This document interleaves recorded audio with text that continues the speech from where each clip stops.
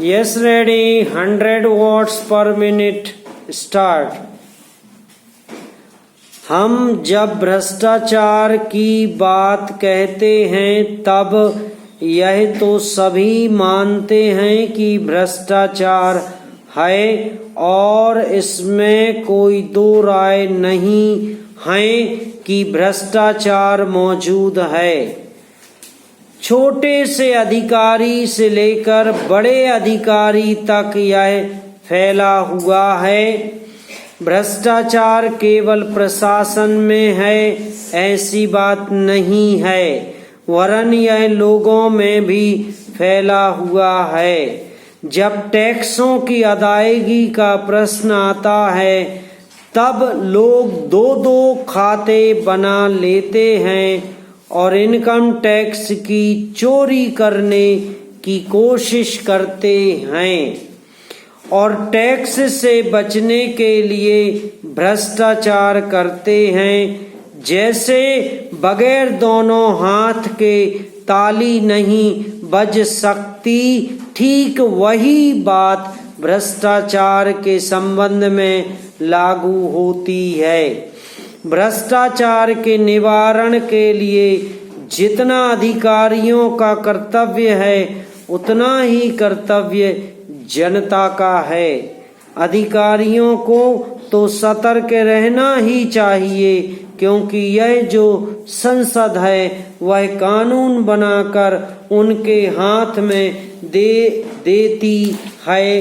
Para महोदय, प्रशासन का यह कर्तव्य हो जाता है कि वह सतर्क रहे और अधिकारी लोग अपने को निष्पक्ष रखें। किंतु जो जनता के अंदर एक गिरावट आती जा रही है वह भी एक देखने की बात है। इसलिए मैं चाहता हूँ कि सरकार कोई ऐसा प्रयत्न करे जिससे कि भ्रष्टाचार को रोकने के लिए जो लोगों का नैतिक स्तर ऊंचा होना आवश्यक है उसको ऊंचा किया जा सके।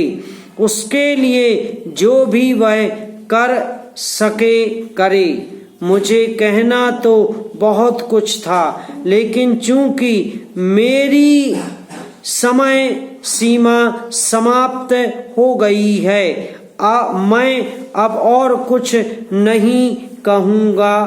पैरा महोदय, इसलिए मैं माननीय रक्षा मंत्री महोदय का ध्यान इतिहास के उस सबक की ओर दिलाना चाहता हूँ कि हिमालय की चोटी पर जिसका अधिकार रहा है उसका गंगा और यमुना के मैदान पर भी अधिकार रहा है।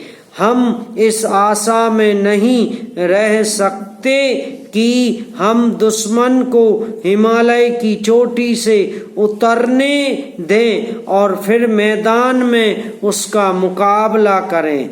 मुझे याद है कि कुछ वर्ष पहले प्रधानमंत्री जी ने बड़ी दृढ़ता के साथ यह कहा था कि हम हिमालय को दहेज के रूप में नहीं दे देना चाहते और यह नहीं कहना चाहते कि साहब आप टहलते हुए तशरीफ ले आइए। हम नहीं चाहते कि वहाँ पर कोई मुकाबला ही ना हो।